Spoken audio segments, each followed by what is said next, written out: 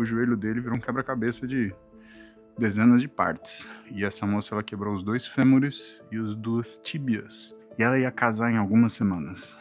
Chegando em casa, ele foi assaltado, e aí o bandido descobriu que ele era policial e deu 4 tiros na cabeça dele. Cara, isso daí acho que foi a coisa que mais me chocou. Ana Clara, qual foi o caso que mais te chocou quando estava trabalhando no Vermelhinho?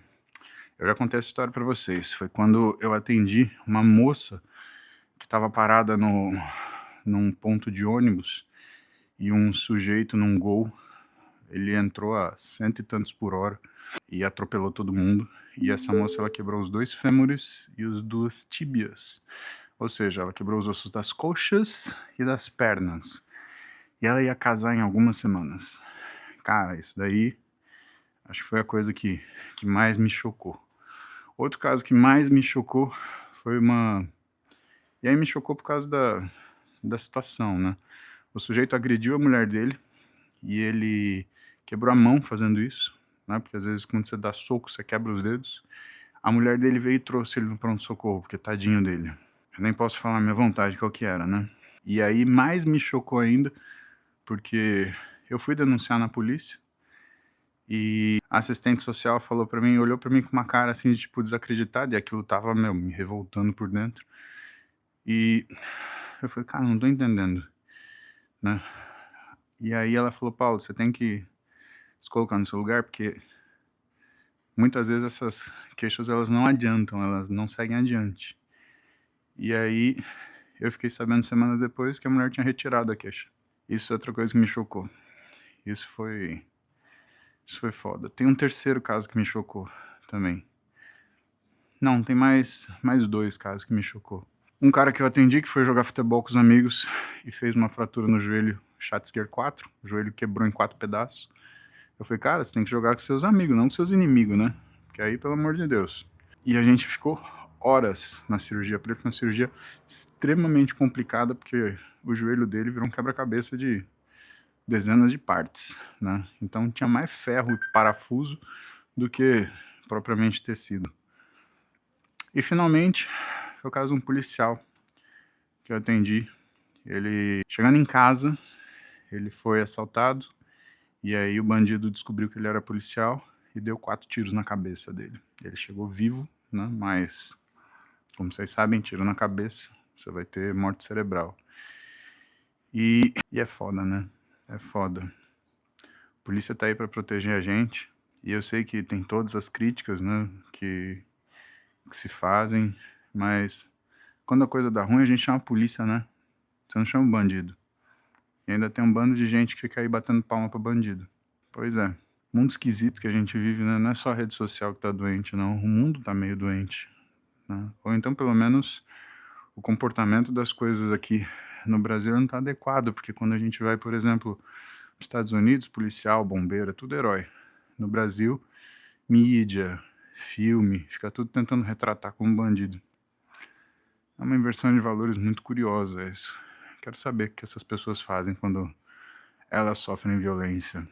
Quero saber quando elas são assaltadas, né, todo esse bando, né.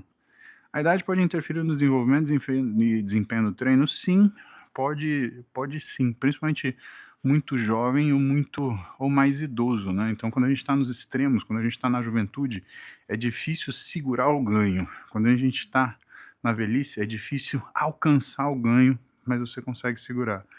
Existe como se fosse uma resistência anabólica, e a gente tem que compensar isso, principalmente com o tipo de estímulo e o tipo de nutrição e o tempo de intervalo que você dá, tá.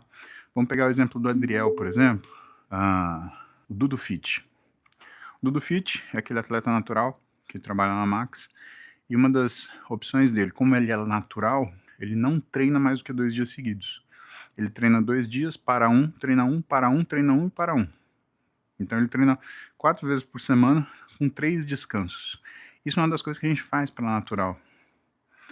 Porque qual o problema do paciente que não usa esteroide, né? Se é que existe um problema, na verdade, qual é a característica, né? É a velocidade de recuperação, é uma das principais. Então não é nem a geração de força, às vezes, é a capacidade de recuperação e regeneração.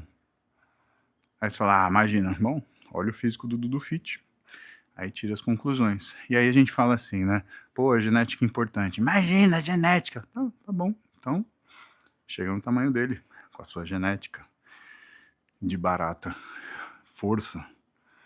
Então vamos ver. João Alvino, quem diria progressão é a tonelagem. Exemplo, se eu subir a carga ou diminuir a repetição e a tonelagem cair, no caso, houve regressão? Então, o que o João Alvino está falando, né? Muito antigamente, pessoal, a gente fazia uma coisa que chamava log de peso. Então a gente anotava exercício, quantidade de peso feito, número de repetições realizadas. Então vamos supor que você fez supino, né? 4 séries com 30 quilos, 12 repetições. Você multiplicava esse número e você chegava num número grosseiro de tonelagem. E quando você somava todos esses números grosseiros de todos os exercícios que você fez, então, supino reto, supino inclinado, pec deck, vamos pensar num treino push, né? Desenvolvimento anterior, elevação lateral e terminou com tríceps pulley, beleza? Fizemos um treino push. Somamos todos esses números grosseiros. Exercício, número de séries, número de repetições, peso levantado. Você chegava no número de treino mais grosseiro ainda, que a gente chamava de tonelagem, que a gente fazia o log do treino.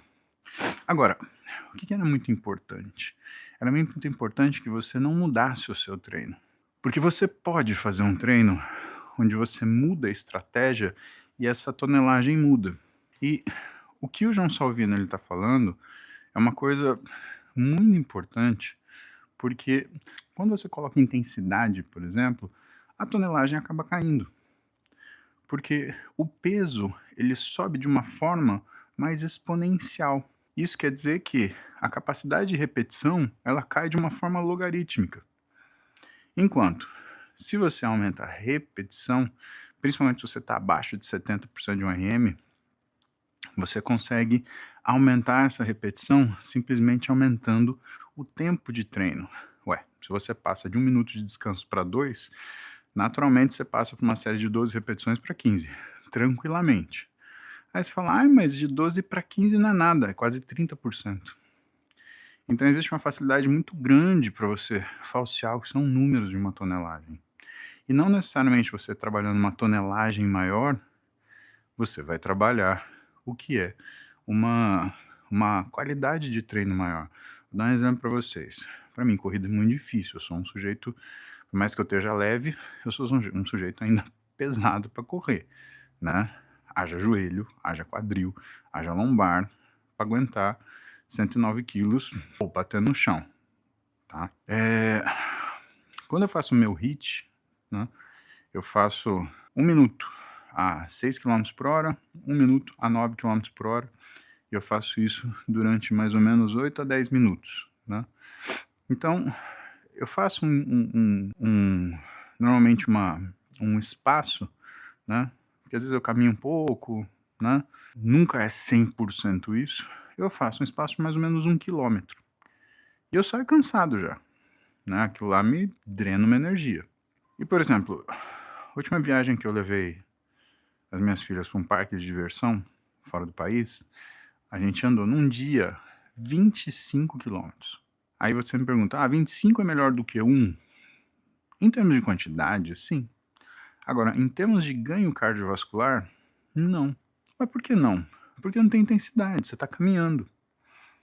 E segundo, porque você fez isso num dia, você não fez isso num intervalo de tempo fechado. Uma coisa é você correr, sei lá, 20 quilômetros em 1 hora, né?